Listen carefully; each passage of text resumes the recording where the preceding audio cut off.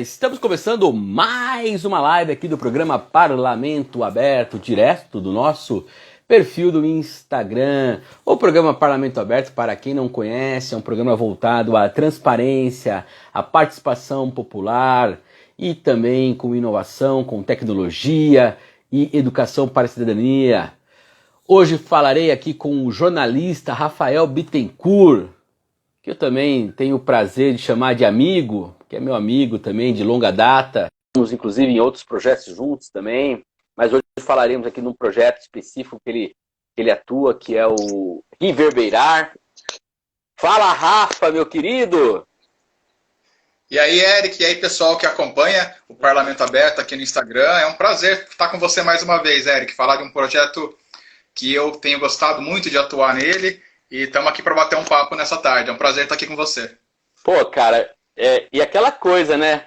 Como não gostar de um projeto que une um podcast, né, para falar de cultura de Piracicaba, enfim, num formato aí que a gente já conversou um pouquinho, que a gente gosta, né, que é um formato gostoso, que é o podcast. Pô, cara, deve ser maravilhoso mesmo. Eu tava dizendo aqui que hoje eu posso dizer que, além de ser um entrevistado bacana, é um amigo também que eu tenho aí de longa data, estudamos juntos, já nos encontramos em outras praças, né, vamos dizer assim, da música, por exemplo, o jornalismo, é claro, sempre estivemos juntos. Fala aí, Rafa.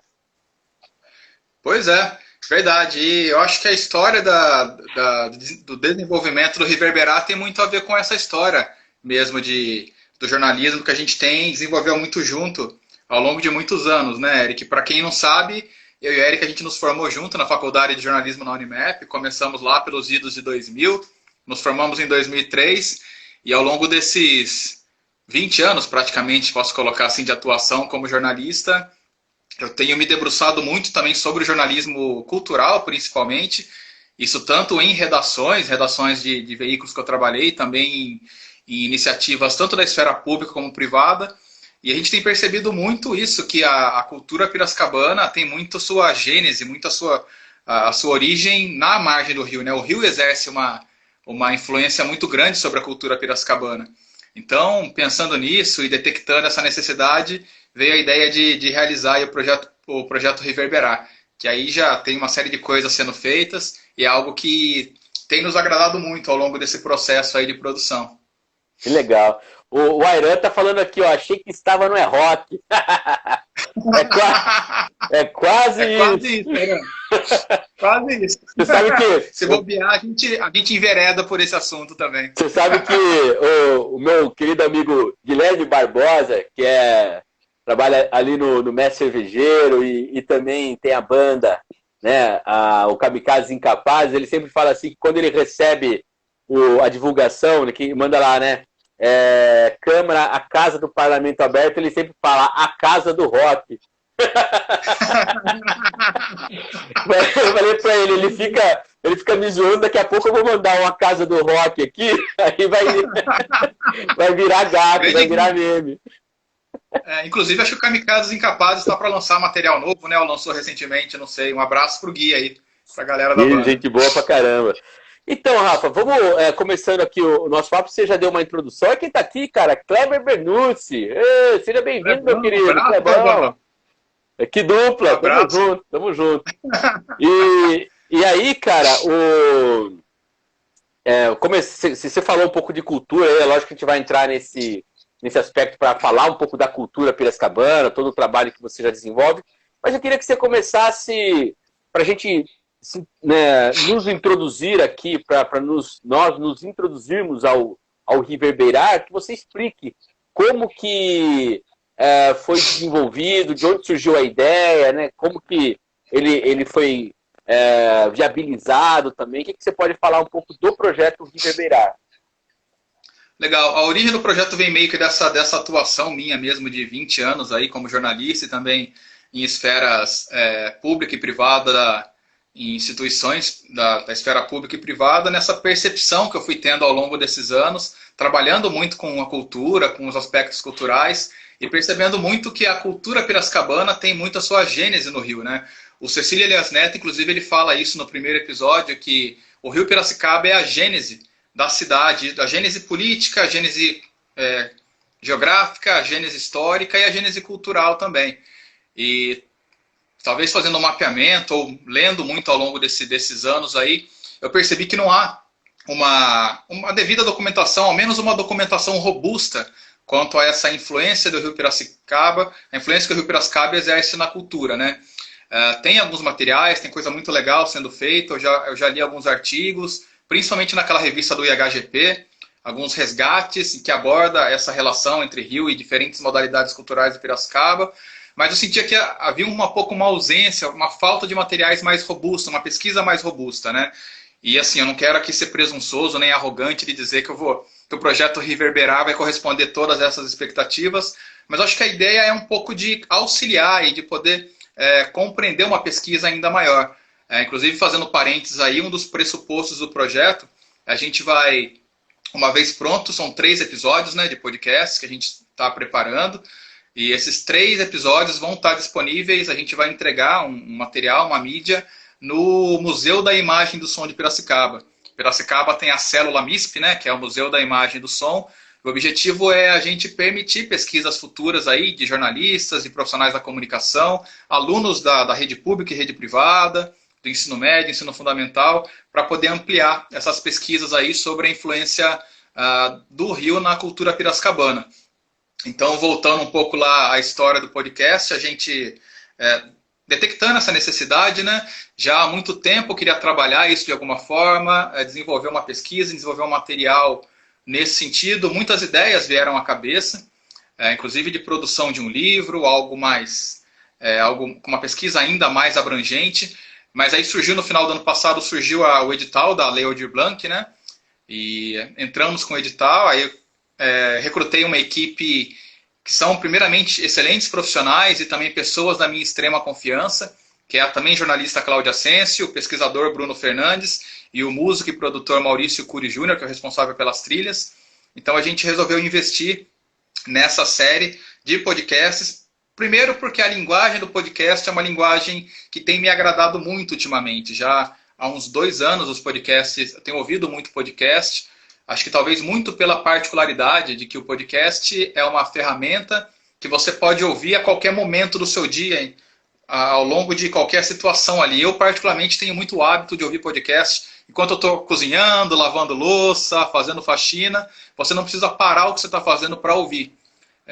Tem me agradado muito, tenho gostado muito do podcast por isso. Então, pensando nisso, pensando na possibilidade do exercício jornalístico, né, que também trazendo para a minha profissão, a gente desenvolveu esse projeto nessa linha. Então, é uma série de podcasts, o Reverberar, com 3 episódios de 30 minutos cada um, em que a gente aborda diferentes vertentes da cultura piracicabana. O primeiro episódio já está no ar, que fala especificamente sobre as tradições e os patrimônios imateriais. Para a gente diferenciar um pouco para as pessoas, para ficar mais claro para as pessoas, quando a gente fala de patrimônio, muito vem à cabeça os patrimônios materiais, que são as edificações, e as edificações sim, tem muito a ver com a identidade de um povo. Aqui a nossa proposta é trabalhar com os patrimônios imateriais, que são as tradições, a questão folclórica, e isso é o tema do primeiro episódio, que já está disponível para quem quiser, quem puder ouvir. E muito em breve, provavelmente nessa semana, já vai estar disponível também o segundo episódio, que a gente aborda muito o Salão de Humor. O Salão de Humor de Piracicaba é o foco. Ele tem uma história muito ligada ao Rio Piracicaba, o Salão Internacional de Humor. A sua origem não é lá, né? Ele transitou por diferentes locais em Piracicaba, Teatro Losso Neto, Praça José Bonifácio, mas até as pessoas que a gente entrevistou, elas falaram, o Camilo Riani, inclusive, ele fala muito isso. Ele pegou essa transição, né? Se não me engano, foi em 97, 98, em que saiu do Teatro Municipal Dr. Losso Neto para o Engenho, e a partir desse momento, eu acho que o Salão de Humor ganha sua identidade. A partir do momento em que ele se instala no Engenho Central, às margens do Rio Piracicaba, tendo o Rio Piracicaba como um atrativo, o salão ganha muito nesse sentido. E daí teremos o terceiro episódio, que a expectativa é para estar pronto na próxima semana, que a gente vai focar na musicalidade piracicabana. Então, já fiz algumas entrevistas iniciais, algumas pesquisas iniciais e tem uma galera que fala muito isso, que os compositores locais têm muito essa influência. Isso de diferentes estilos. Eu falei com a galera do rock, do samba, do sertanejo, da MPB, e todos veem e percebem essa influência muito grande do Rio Piracicaba no seu trabalho, na sua musicalidade. Então, basicamente é um apanhado, a gente vai focar nesses 3 episódios, né, que é o que o escopo do projeto prevê. Mas uma coisa que é muito legal, Eric, eu gosto sempre de falar, é que a partir do momento que a gente começou a desenvolver o podcast, já começou a trabalhar com a divulgação, algumas pessoas nos procuraram, assim, no sentido de que poderia, eu pesquiso um aspecto X do Rio Piracicaba, eu pesquiso um aspecto geográfico do Rio, eu gostaria de contribuir.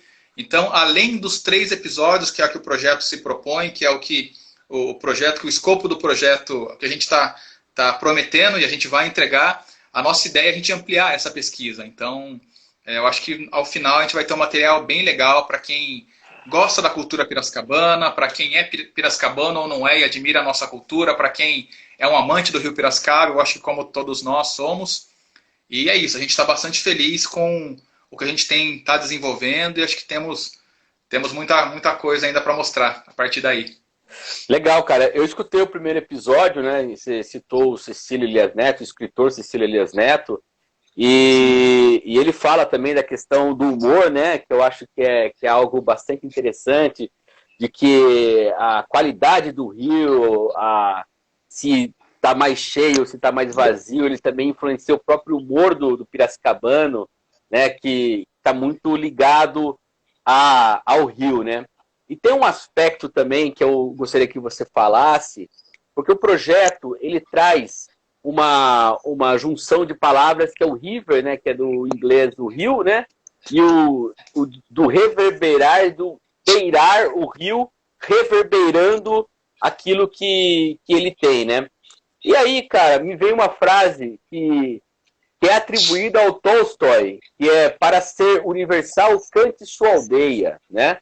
E aí você tem esse aspecto de você falar do rio, mas para falar do mundo, da vida em si. Você consegue enxergar que o projeto ele tem essa característica de, ao mesmo tempo que parece que ele é tão local, regionalizado, né? Assim, localizado geograficamente, que é o Rio Piracicaba, ele também consegue falar com outras dimensões que vão além aqui do município? Com certeza. Pelo seguinte, eu acho que os rios, de uma forma em geral, tem o seu elemento-chave, que são as águas, né? As águas é o que gera vida, né? A água gera vida e os rios, propriamente ditos, por onde eles passam, eles vão gerando vida, tanto pela questão da geração de espécies animais, da fauna no próprio rio, com peixes, espécies aquáticas e tal. Ao longo das margens vão se criando espécies arbóreas e vão crescendo toda a mata nativa.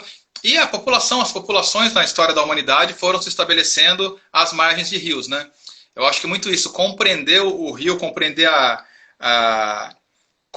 as águas e os caminhos que os rios fazem, eu acho que podem dizer muito da história de um município, da história de um local ou de uma população, de uma história onde essa determinada população está inserida, né? Até o Júnior Kadesh, que é programador cultural do Salão de Humor há muitos anos, ele foi um dos entrevistados, ele fala muito dessa relação, assim, que grandes cidades têm uma história muito ligada ao rio, né? Ele cita o Rio Tamisa em Londres, em Paris também tem essa questão muito forte com o rio, e Piracicaba não é uma grande metrópole, não temos milhões de habitantes, mas é uma cidade de porte médio, um porte bastante interessante, e que se desenvolveu ao longo ali do seu rio, né? Eu acho que é interessante a gente compreender isso, e você falou do Tolstói, também me vem à mente a velha máxima do ambientalismo, né, que é o local, é você pensar o local para agir no global. Você pensar em ações locais em que você possibilite a otimização do local onde você vive, você possibilite uma melhoria de vida das pessoas inseridas no local onde você vive, no seu local, para que isso possibilite melhorias também globais, né? É o local, é um pouco disso. O projeto tem um pouco desse pressuposto também. Então, acho que vai um pouco por essa linha. E tocando em outro ponto que você mencionou, que é o título reverberar, eu acho que vem disso, né? O river é uma expressão em inglês, uma palavra em inglês, que é, em tradução livre é rio, né? tem muito a ver com a questão da cultura piracicabana também, ter uma influência de estrangeiros. Isso você pode perceber muito no Salão Internacional de Humor, em outros eventos, Festival de Música Erudita. No próprio Engenho Central, construído por franceses, né? O próprio Engenho Central, construído por franceses ainda. E o River vem um pouco disso. O beirar, é aquela questão das culturas que beiram o rio, né? Tem sua gênese aí no rio, beiram o rio. E culturas estas que reverberam por toda a cidade e reverberam também pelo país e pelo mundo. Vai muito daquilo que você perguntou do que é feito aqui, do objetivo também desse projeto refletir em ações indo além, superando os limites de Piracicaba. Eu acho que é um pouco essa a ideia também. Fazer as pessoas olharem, não só as que moram em Piracicaba, mas as pessoas que têm um ambiente, vivem num ambiente que tem um aspecto ambiental importante, não dá para a gente deslinkar a questão do rio da questão ambiental, né? Pensar nisso como como algo que abarque mesmo o ambiente que você vive, pensar em preservar o rio, preservar as margens, é preservar a vida. Eu acho que o projeto aborda um pouco isso também. Legal, cara. Tem tantas coisas que a gente pode fazer em termos de abordagem por isso. Você falou da relação do rio com grandes metrópoles, mas se você pegar, por exemplo, a própria ideia de humanidade, né, e a primeira experiência aí de civilização que a gente tem, que é a Mesopotâmia, né, e ela se forma dentro, né, na confluência de dois rios, que são os rios Tigres e o Eufrates, ali onde hoje é a região do Iraque. E se você for para o primeiro império, que é o Império Egípcio, também se dá em torno do rio Nilo. Então, e aí se você for na cultura judaico-cristã, você tem o rio Jordão como um rio sagrado. Então o rio, ele realmente ele diz muito sobre aquilo que o ser humano é, né? É bem interessante quando você traz essa perspectiva de olhar o rio Piracicaba nessa dimensão humana, geográfica, filosófica, cultural, produtiva, autodestrutiva também, por que não? Porque nós tivemos aí momentos, e eu depois quero falar isso mais para frente, né, momentos que a cidade virou as costas para o rio, né, nós temos momentos muito graves em Piracicaba em torno disso, né, e momentos que a gente teve que retornar para o rio até para se reconhecer novamente, né. Mas eu queria, antes da gente continuar nesse papo mais abstrato, que você falasse um pouquinho dos 3 episódios, né? Você disse que no primeiro tem o Cecílio, quem mais, né, você pode falar do primeiro, quem você vai chamar para o segundo, para o terceiro, né? E também um pouco dessa parceria que você falou que vai para o MIS, né? Que vai ficar disponível, é isso, né? Para a imprensa. Eu queria que você falasse um pouco dessa estruturação do projeto. Legal. O primeiro episódio que já está disponível, né? Para quem quiser acessar, inclusive, acho que o caminho mais fácil é acessar a nossa página no Facebook. Só digitar Riverberar no Facebook, lá já tem o acesso, já tem o link para o nosso site, também já tem o link direto para esse primeiro episódio. No primeiro, como eu falei, a gente aborda principalmente as tradições, aborda os patrimônios e materiais. O Cecílio Elias Neto é um dos entrevistados, o jornalista, pesquisador, escritor Cecílio Elias Neto. Ele fala muito dessa relação também. A gente tem a folclorista Roberta Lessa, em que ela tem uma relação muito próxima com a Congada do Divino e com a festa do Divino, né?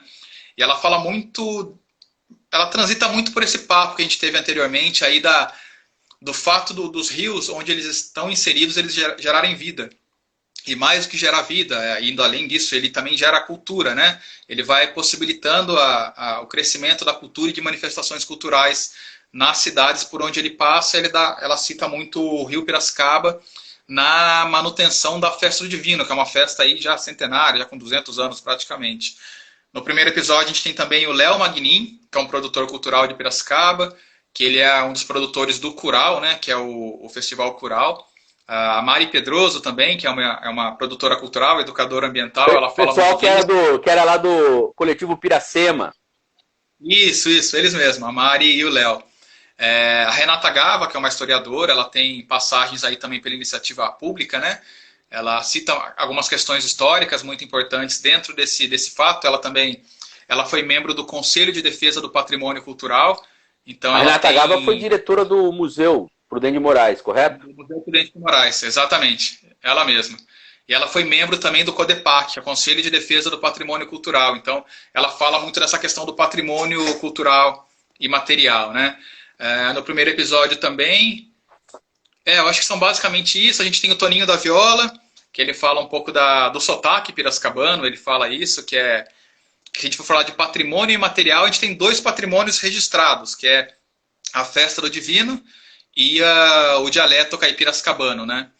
Então o Toninho fala disso. Tem o Francisco Larroz também, que é o secretário executivo do PCJ, em que ele fala uma questão muito interessante que o Cecílio também fala, que é essa questão da vazão que você mencionou. Que a vazão do rio Piracicaba influencia o humor dos piracicabanos. Quando o rio tá caudaloso, o rio tá cheio, as pessoas descem para ver o rio e ficam felizes. Quando o rio está embaixo, a vazão está baixa, é um período de estiagem, o humor do piracicabano vai lá para baixo. Então, uma relação até engraçada, mas você para pensar, faz muito sentido realmente. Esse é o primeiro episódio. O segundo, que em breve já vai estar disponível, que é o Salão de Humor. Entre os entrevistados estão o Júnior Kadesh, que eu mencionei agora, que ele é programador cultural do Salão há mais de 10 anos, tem muitas histórias aí para contar. Daqui a pouquinho eu conto uma engraçada que ele fala também nesse episódio. O Erasmo Espadoto, que é um cartunista, um artista extremamente conhecido em Piracicaba e foi gestor do Salão de Humor por um bom período, inclusive até o ano passado. Tem o Camilo Riani, que foi presidente do Salão Universitário de Humor da Unimep, que é um salão que começou como um braço do Salão Internacional e depois ganhou vida própria e tem uma história muito extensa, muito longa, com participações como presidente de bancas, como membro de júri. Tem uma história muito próxima do salão de muitos anos. A gente também fala com o Adolfo Queiroz, que é o secretário de Cultura atualmente. O Adolfo é um dos fundadores do Salão de Humor. Ele é o primeiro, um membro do grupo ali que fundou o Salão de Humor lá em 74. Reza a lenda, vou fazer um parênteses. Reza a lenda que o Adolfo Queiroz, ele estava no comboio que foi até o Pasquim, no Rio de Janeiro, e subornou a direção do Pasquim, dando uma garrafa de cachaça para eles lá, para eles poderem vir fazer aqui o Salão de Humor. Fecha parênteses aí.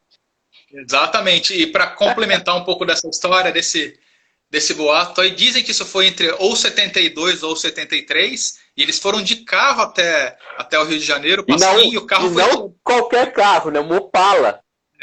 Um Opala que foi cheirando pinga daqui até lá por conta do produto aí que seria utilizado na negociação. E também o Zélio, que é uma das pessoas que o Adolfo e essa comitiva piracicabana encontrou lá no Pasquim, e foi um dos fundadores também. O Zélio é uma das pessoas que a gente fala também, o Zélio Alves Pinto, que é irmão do Ziraldo. É uma das pessoas importantíssimas e que está sempre aqui no Salão de Humor. Todos os anos ele está na abertura, é uma presença marcada e um cara que eu admiro profundamente e muito gente boa.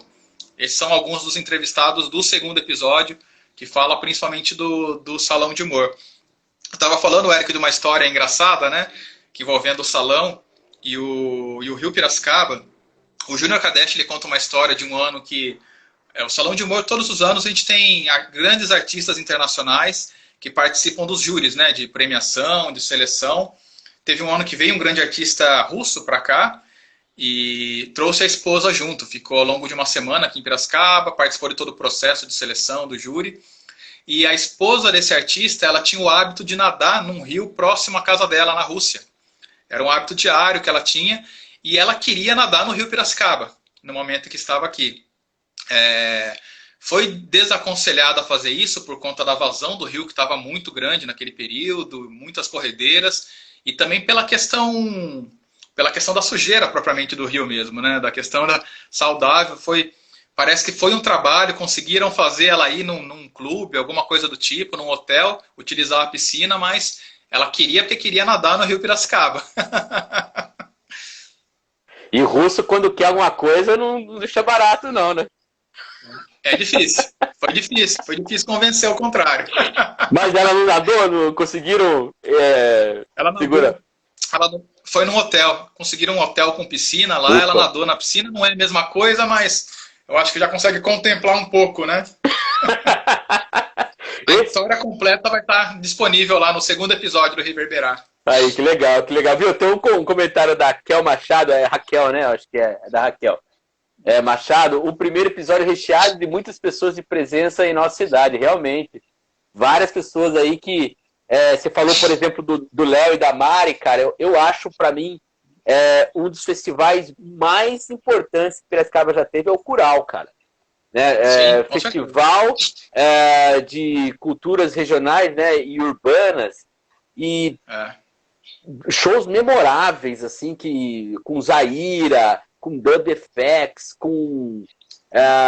cara, vários momentos muito importantes ali, no lago, inclusive no Lago dos Pescadores, né, o que também está à beira do rio, Ribeirão, né, tá ali do lado, tem todo esse aspecto. Cadê você? Cortou. Fui acender a luz aqui, apertar o interruptor. E aí, você falou do segundo episódio. O terceiro episódio tá se imaginando com quem aí? Qual que são as perspectivas?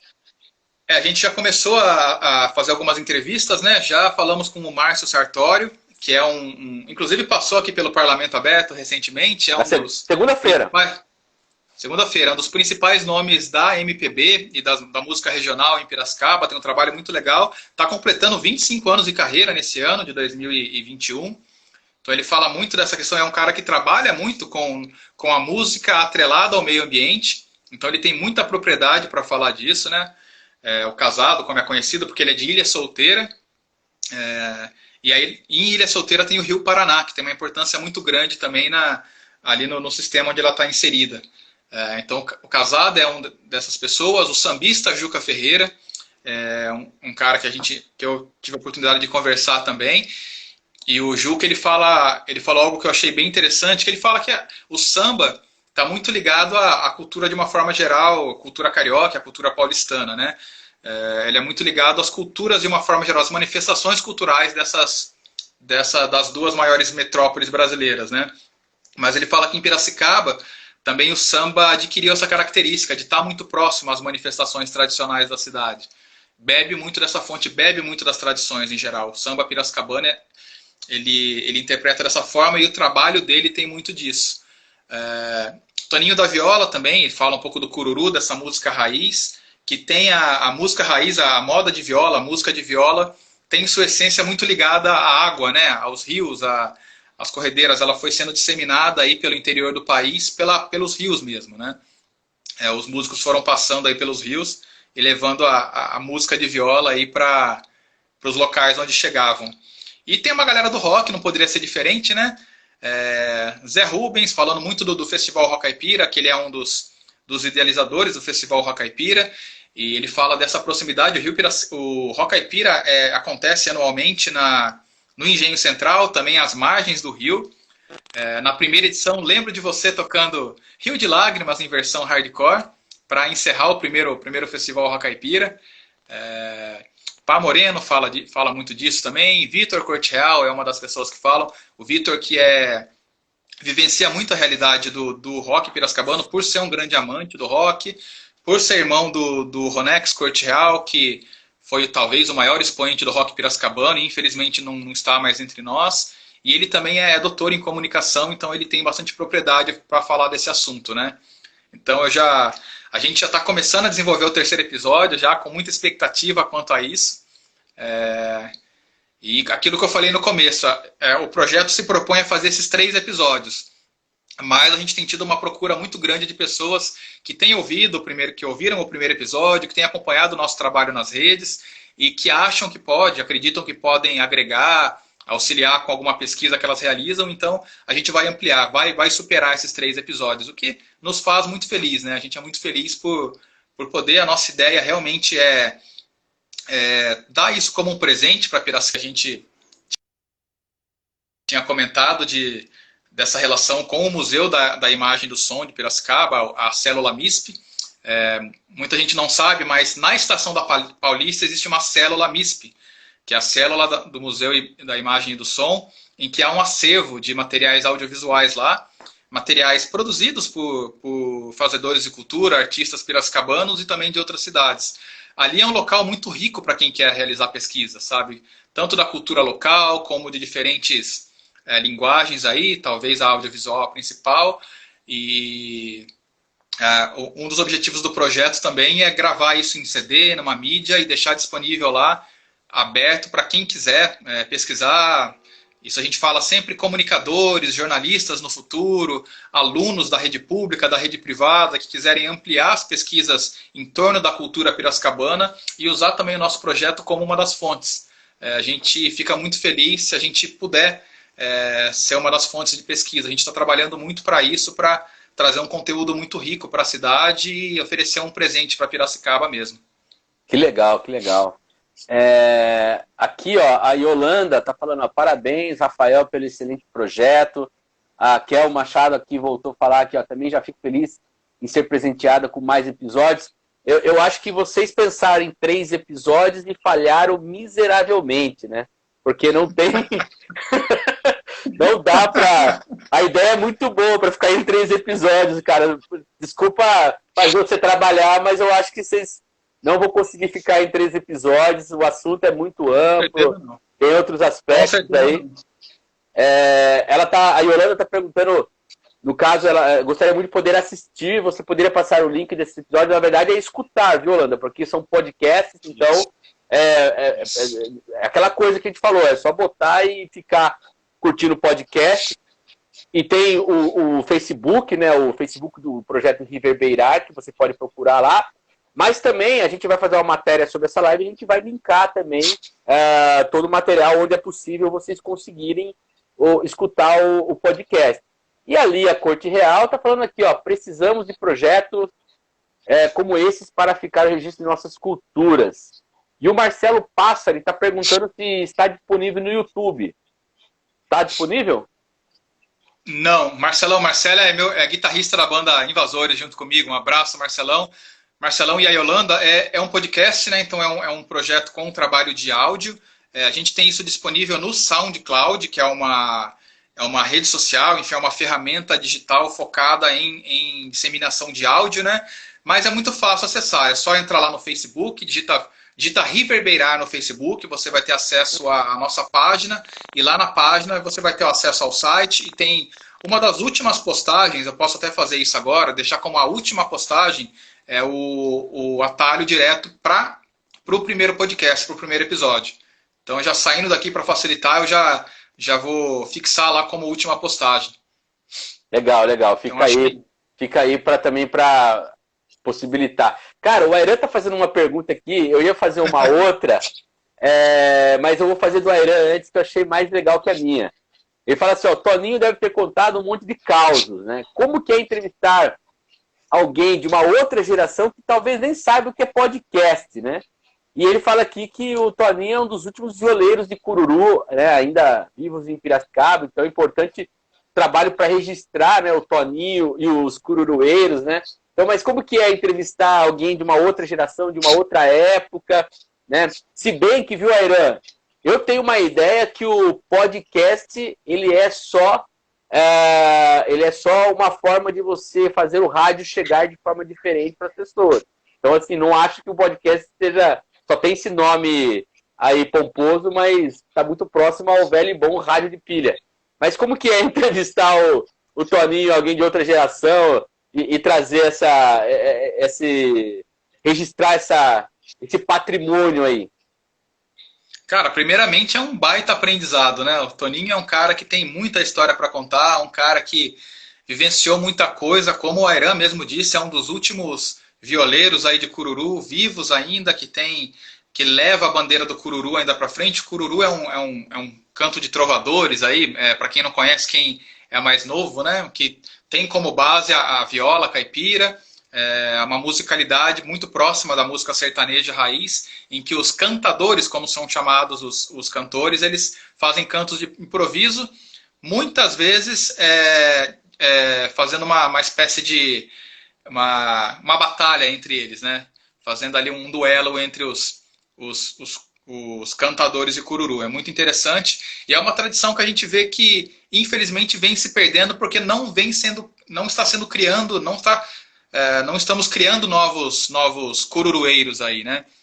Então eu acho que entrevistar o Toninho é conhecer uma história riquíssima aí do Cururu, uma história riquíssima dessa cultura tão tradicional num período pré-internet, né? Então, em que a disseminação era muito pelo boca a boca, é pelos eventos, é pelas viagens que eles faziam. E acho que é um prazer, cara. É um prazer ter essa galera, ter essa geração mais anterior, que muitas vezes a gente tem que explicar o que é um podcast, né? Mas eu acho que é basicamente isso. Eu acho que é uma atualização da linguagem do rádio. Não acho que uma coisa compita com a outra. Não acho que não rola uma competição entre as duas linguagens. São questões complementares. Eu acho que a grande questão do podcast é diferente do rádio tradicional, é que você pode ouvir no momento em que você quiser, né? Você não fica preso à grade de uma emissora de rádio. Mas é muito legal, é muito bom conhecer novas histórias, muito bom conhecer essa galera que vivenciou um tempo anterior aí, e eu particularmente aprendo muito com ele. O Toninho, tive a oportunidade de já conversar com ele em outros momentos, já entrevistar ele em outros momentos, em outros veículos de comunicação que eu trabalhei, e é sempre muito divertido falar com o Toninho da Viola, é um cara super pra cima, super bem-humorado, e é sempre um aprendizado. Ele tem muitas histórias e ensina muita gente sobre a vida, sobre a cultura e sobre a vida em geral.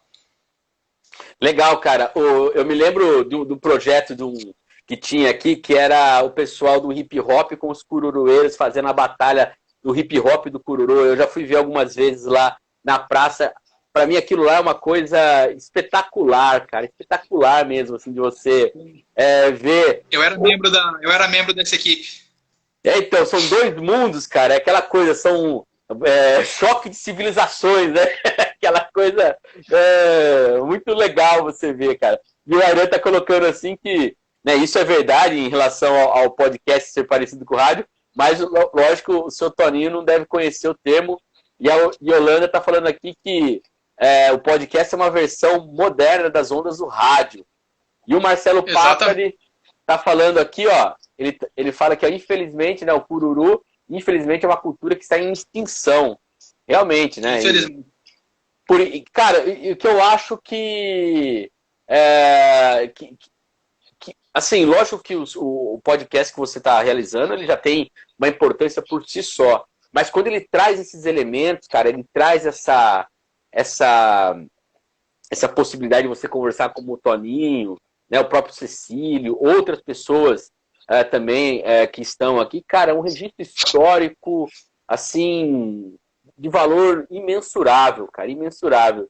E o Airan tá contando que eles foram até Itapetininga, apresentaram o Cururu com rap, e lá o Toninho comeu o jantar todo do hotel. Pô, Airan, você tá de sacanagem, o cara não tá aqui pra se defender, pô, mancado. Vou chamar o Airan para ser o comentarista do podcast, tipo, histórias por trás, né? Exato. Histórias por trás da cotia. Topa, Airan, ser o comentarista do podcast? É verdade. O Airan gosta de uma resenha, viu? Você é louco. Agora, viu, Rafa, falando sobre formato, né, cara, vocês, eu percebi no primeiro episódio, vocês utilizam um formato de reportagem mesmo, né? Sim. Como se fosse uma grande reportagem que depois é disponibilizada como um podcast. Por que essa foi a sua opção? Né?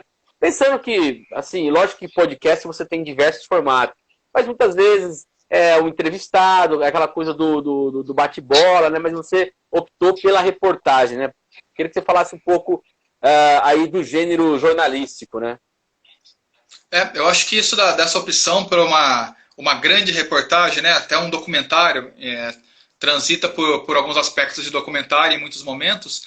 Eu acho que é para possibilitar a pesquisa mesmo, antes da gente entrevistar as pessoas, que tem o primeiro passo, que é se fazer um mapeamento. Foi feito um mapeamento de entrevistados para aquele determinado assunto, e a gente realizou uma extensa pesquisa até, né, sobre os assuntos que a gente se propôs a tratar. Eu acho que a ideia é um pouco disso mesmo, de você possibilitar que essas pesquisas venham à tona e você trazer um conteúdo mais amplo, e não que eu não gosto do formato mesa redonda, eu gosto muito do formato mesa redonda, mas mesa redonda em que coloca todo mundo em torno de uma mesa, a gente fala, faz um bate-papo ali, similar ao que é o programa Rock, por exemplo, que me agrada muito, eu gosto, mas nesse formato específico a gente quis trabalhar muito, valorizar a pesquisa em si, né? Um trabalho em que teve uma apuração muito grande, teve pesquisa bibliográfica, pesquisa em mídia, e tem muitos assuntos ali. A gente coloca muito conteúdo advindo dessas pesquisas, né? Também para contemplar a a nossa formação, minha e da Cláudia, principalmente, que é na área de... somos jornalistas, né? Então, acho que a apuração é parte fundamental do nosso trabalho. E a gente optou muito por essa questão, mas acabou se mostrando por conta do ambiente de pandemia, acabou se mostrando uma escolha correta, porque eu acho que hoje ficaria bastante complicado a gente reunir uma série de pessoas em torno de uma mesa, correndo risco de serem infectadas pelo novo coronavírus. E essas entrevistas, a partir do momento que a gente faz as pesquisas, que a gente faz um roteiro de perguntas, a gente pode fazer essas perguntas por telefone. Muitas das entrevistas foram feitas por telefone, até por WhatsApp. A gente mandava a pergunta por áudio, o entrevistado respondia por áudio, e depois, novamente, tem todo um trabalho de pesquisa para montar o roteiro de cada podcast, e a partir desse roteiro serem gravadas as locuções, né? E daí serem inseridas as trilhas. Então, eu acho que é muito isso, para poder contemplar o trabalho de apuração jornalística mesmo, e a gente poder inserir dados, inserir questões que, às vezes, numa mesa redonda, num formato de mesa redonda, acaba passando batida porque o formato acaba sendo descontraído demais, o que é legal, mas a nossa proposta foi, ao mesmo tempo, de trazer um tema que tem essa possibilidade de ser um pouco mais descontraído, mas também ter um conteúdo jornalístico com um olhar bastante atento a isso. Então, eu acho que isso explica a nossa opção por essa estética, por essa linguagem, especificamente. Legal, cara. Você acaba tendo mais controle, né, sobre o conteúdo quando você faz a reportagem, né? Controle claro que não, muito mais. Controle que eu digo no bom sentido, assim, de você poder roteirizar e trazer... Porque se você bota na conversa ali, a conversa vai, né, cara? Você entra em vários assuntos, né? A gente vai viajando. A Kel Machado está falando aqui um negócio interessante. Importante, como o Rafael salienta, esse material para o acesso nas escolas, para realmente levar e espalhar a nossa cultura para a juventude. Isso é muito importante. Concordo também, tem esse aspecto educativo. E aí, eu vou linkar com uma outra pergunta que eu estava aqui para fazer, que é justamente em relação ao papel educativo, né? É uma característica do trabalho que você realiza, Rafa, você sempre procura trazer a informação sempre ligada a um aspecto educativo, inclusive dentro até de um conceito da educomunicação, né, que você sempre desenvolve. Fala um pouquinho sobre essa característica, cara, por que também dessa opção, e para mim é muito importante isso, porque de certa forma, Rafa, é o espírito do Parlamento Aberto, né? Nosso espírito também é da educação, é usar informação para a educação. No caso aqui a gente fala de educação para a cidadania. Então eu queria que você falasse um pouco desse aspecto da educomunicação dentro do projeto Reverberar. Legal. Isso tem muito a ver com o trabalho, foi desenvolvido, a metodologia do projeto foi desenvolvido em cima dos trabalhos que eu e a Cláudia desenvolvemos aqui na Tempo D Comunicação e Cultura, né, que é focado nessa questão da educomunicação e da educação midiática. A gente acredita muito, isso baseado em metodologias desenvolvidas por pesquisadores de diferentes partes do mundo, que a comunicação pode ser utilizada de uma forma muito positiva para educar as pessoas. O Paulo Freire tem uma fala muito interessante nesse sentido, em que ele fala que não há educação que não ocorra num ambiente comunicativo. A comunicação é fundamental para que seja desenvolvido um processo educativo. Então, a educomunicação explicando de uma forma bastante sucinta e bastante resumida, é você instrumentalizar os alunos, os estudantes, para utilizar ferramentas comunicativas e, a partir dessas ferramentas comunicativas, eles aprenderem num processo dialógico, em que, ao mesmo tempo, eles pesquisam sobre determinado assunto, produzem uma reportagem, produzem um vídeo, produzem um podcast, eles aprendem sobre determinado assunto, e esse aprendizado, como é feito um produto comunicativo, um vídeo, uma reportagem, um podcast, eles exteriorizam isso. Então, além deles se educarem, eles educam outras pessoas.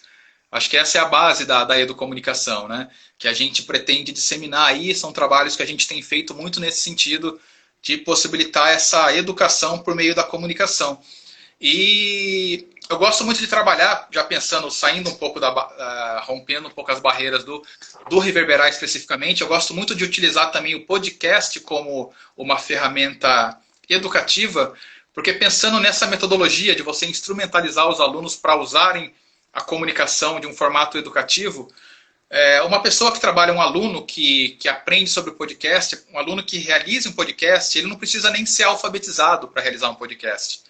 Então é uma ferramenta bastante democrática, em que você pode atingir uma faixa muito grande, tanto de níveis intelectuais, de níveis de instrução, como de níveis de faixas etárias. E isso só para a gente ficar restrito no podcast, que é uma das ferramentas, né? A gente tem um trabalho bem interessante também, que é em 2017 a gente realizou pelo Fundo de Apoio à Cultura também, fomento de uma lei cultural aqui de Piracicaba, um projeto que chamava Educomunicação em Memória. Então, entre os produtos realizados nesse projeto, a gente fez um jornal impresso, que era chamado Jornal O Patrimônio Imaterial, em que alunos da rede pública, alunos de um centro cultural aqui da periferia, eles produziram uma série de reportagens sobre a cultura piracicabana. Eles aprenderam sobre a cultura, aprenderam aspectos linguísticos para poder escrever a reportagem, aprenderam sobre a linguagem jornalística e puderam ensinar outras pessoas a partir do momento em que eles produzem um jornal e esse jornal chega a outras pessoas que podem ler sobre isso, né? Então, a educomunicação, nesse sentido, nos agrada muito por disseminar a informação de uma forma bastante educativa, que é algo que a gente acredita muito, que a gente quer trabalhar cada vez mais nisso. Que legal, cara, muito bacana. Sabe que eu acho que o que você coloca é uma discussão que nós jornalistas, né, recentemente nós tivemos aí o Dia do Jornalista, né, o dia 8 de abril, 8 de abril, né? Ou é 7, não me lembro agora. Enfim, foi agora... Alguma coisa assim. Foi agora no começo de abril nós tivemos o Dia do Jornalista. E eu, né, por conta disso, a gente acaba fazendo várias reflexões em torno da atividade jornalística. E eu acho que um dos grandes erros do jornalismo que eu presencio nas coberturas é essa falta do caráter educativo das matérias, da comunicação, da informação. Né? E quando a gente fala, por exemplo, que as pessoas caem fácil, por exemplo, em fake news, eu acho que isso está muito atrelado a como o próprio, entre aspas, né, jornalismo, ele educou o povo a achar o que é notícia e o que não é notícia. Né? Então, assim, você colocou a questão do processo dialético, né? E quando você informa, você também dialoga e você também tem o repertório que o outro tem que ter para poder te entender, né? Fazer esse entendimento, todo esse processo comunicativo. E eu acho, cara, que o jornalismo ele se absteve desse aspecto educativo. E isso é muito do que nós estamos vivendo hoje, com essa questão de fake news, das pessoas acreditarem em qualquer tipo de história, em qualquer tipo de coisas, né, cabulosas aí que aparecem. Então, é um aspecto que você coloca que eu, assim, acho que é fundamental hoje dentro do que é jornalismo, do que o jornalismo precisa apresentar, né, para a sociedade de forma geral, né, cara? E você, pô, junto com a Cláudia ali, faz um trabalho de excelência dentro da área do jornalismo, atrelando com a questão da educação. Inclusive a Lilian Campos Duarte aqui está também parabenizando você, a Cláudia, pelo maravilhoso trabalho no processo educativo por meio da comunicação e está desejando aqui sucesso. A Kel Machado está falando sobre todo esse processo educativo também para a educação especial, com certeza, não tenho dúvida que a educação especial ela também está dentro desse processo da educomunicação. E o Marcelo Pássaro aqui mandando aqui para nós aqui, abraços, Eric e Rafa, preciso trabalhar aqui. Beleza, Marcelão, obrigado, um abraço para você também. E o Airan também está colocando aqui bem, né, está falando aqui que bem colocado sobre essa questão da educação, é realmente importante. Agora, a gente estava falando sobre o Rio Piracicaba, sobre essa relação do Rio Piracicaba. Vou fazer um breve relato aqui, né? Porque, assim, quando eu falei lá no início, o Rio Piracicaba ele foi, de certa forma, a cidade virou as costas para o Rio, eu estou me referindo ao período ali dos anos 70, quando Piracicaba foi assinar a outorga com o sistema Cantareira, em 74,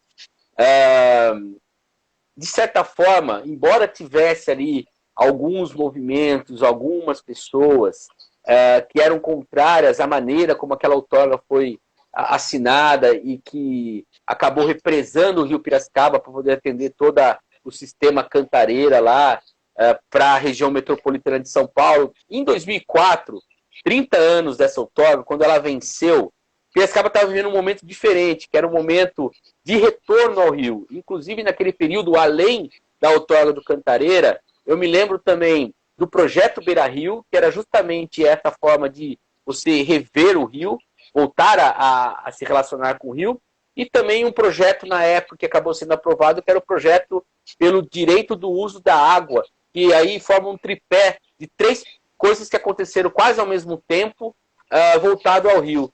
Eu queria que você falasse um pouco dentro desse olhar que você está tendo mais próximo ao Rio, de como que hoje a sociedade está vendo o Rio. A gente está tratando o Rio da maneira como ele merece. Às vezes eu vou lá passear, dar uma andada ali, eu vejo, cara, tanta sujeira, eu vejo um certo distrato em relação ao Rio. Eu queria que você falasse um pouco disso, cara, porque acho que o Reverberar, ele vem nesse sentido de recuperar um pouco desse sentimento, né? Sim, sim. Você falou dessa questão em 74, poderia ser uma piada, porque em 74 foi o primeiro ano do Salão de Humor, né? Se fosse uma piada, seria muito melhor, apesar de mau gosto, né? Mas eu acho que, com certeza, as pessoas não dão devida atenção para o Rio Piracicaba, levando isso para o momento que a gente está, o momento de pandemia. No início da pandemia, eu cheguei a imaginar que poderia servir quase como algo educativo para as pessoas, no sentido de que vão valorizar um pouco o ambiente em que vivem, vão valorizar um pouco o seu local, vão ser mais cuidadosas com o outro, mas a gente já vê aí pessoas tentando tirar vantagem até na vacinação, comprar a própria vacina, a iniciativa privada em alguns casos, então não sei se isso vai servir de alguma forma educativa, não. Mas eu acho que é importante a gente trabalhar a importância do rio, não só para a cultura, mas para a saúde nossa, né? O rio é importantíssimo para a manutenção ali da vegetação nas margens, é importantíssimo para a saúde da cidade.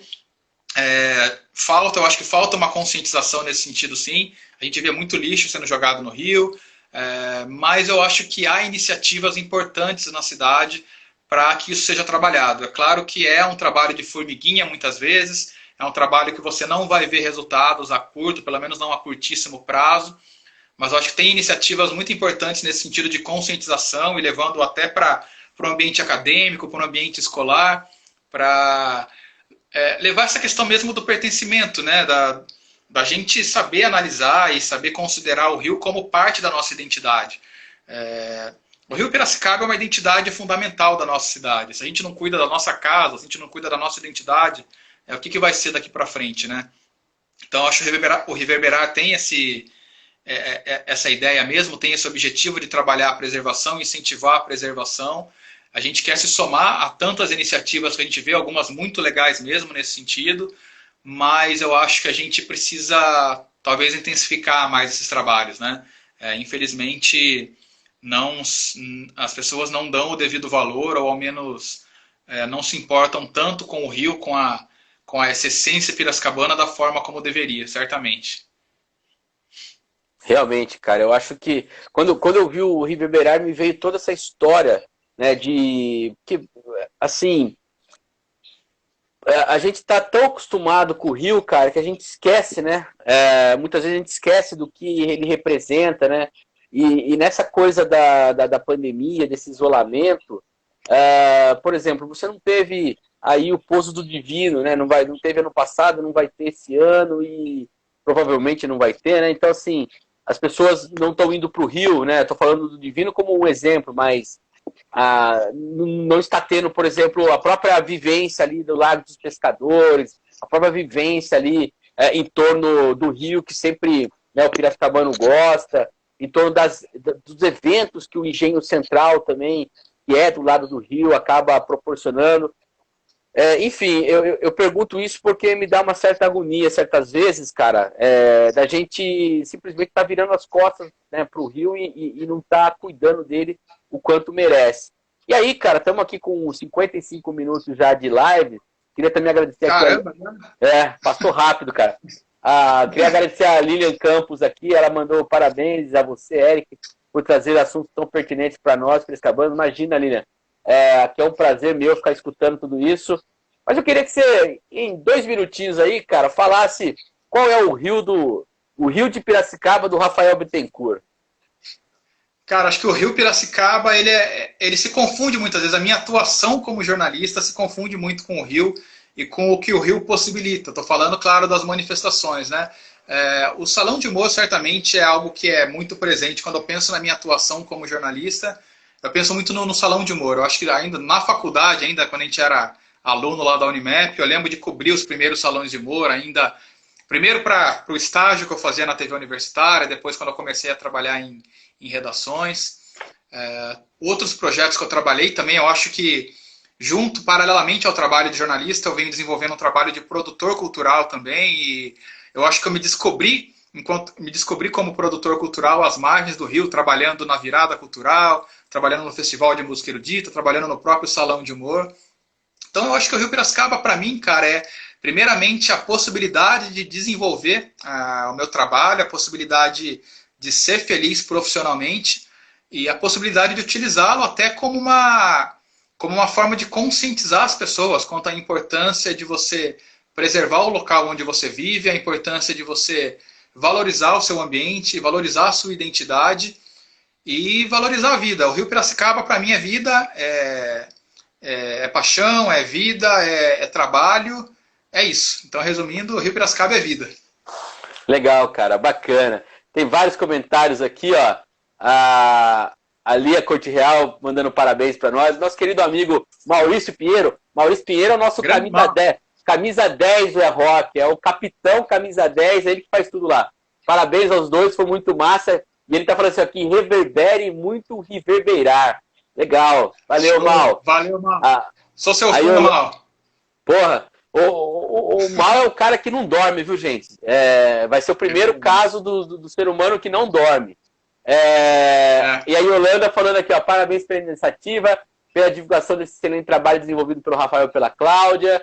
Aqui é o Machado, parabéns pelo encontro e pelo projeto. E a Yolanda mandando um Viva o Rio Piracicaba, eu também mando aqui Viva o Rio Piracicaba. A gente termina essa live também nesse mesmo sentido, Yolanda, de exaltação do Rio, desse patrimônio que nós temos, tanto cultural, quanto artístico, quanto geográfico, quanto própria existência humana. Então, assim, como diria, a Lia está citando uma frase do Ronex, assim, nosso rio é belo como o mar. Pô, legal fechar essa live com tanta poesia aí, ainda mais vindo do Ronex aí, que sempre foi um grande poeta e que está aí marcado com a gente até hoje, aí tudo aquilo que produziu.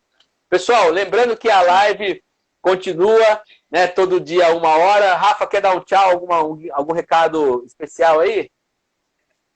Só queria deixar para o pessoal deixar mais uma vez, para quem quiser ouvir o primeiro episódio, que já está disponível, o segundo que vai estar disponível muito em breve, nos próximos dias, e o terceiro na semana que vem, só acessar o nosso Facebook, Reverberar. Você entra lá, já tem link para a página, já tem link para o primeiro episódio e tem mais informações sobre o projeto. Além disso, Eric, queria agradecer você, agradecer pelo espaço, agradecer por esse bate-papo sempre muito, muito gostoso. A gente que não está podendo mais conversar pessoalmente, né? O que nos resta é conversar virtualmente, mas, cara, sempre muito agradável. Fico muito feliz de que a gente possa se encontrar no ambiente virtual, já que no ambiente presencialmente ainda não é possível, infelizmente. Tamo junto, Rafa. E quem sabe um dia a gente vai se reencontrar presencialmente também. Pessoal, essa live vira uma matéria no site da Câmara, câmarapiracicaba.sp.gov.br. O vídeo fica aqui no nosso Instagram do Parlamento Aberto e também vai para o nosso canal do YouTube, lá do Departamento de Comunicação da Câmara Municipal de Piracicaba. É isso aí. Valeu, Rafa. Aquele abraço. Parabéns, tamo junto. Valeu. Tchau, tchau. Valeu, obrigado. Obrigado, gente. Tchau, tchau.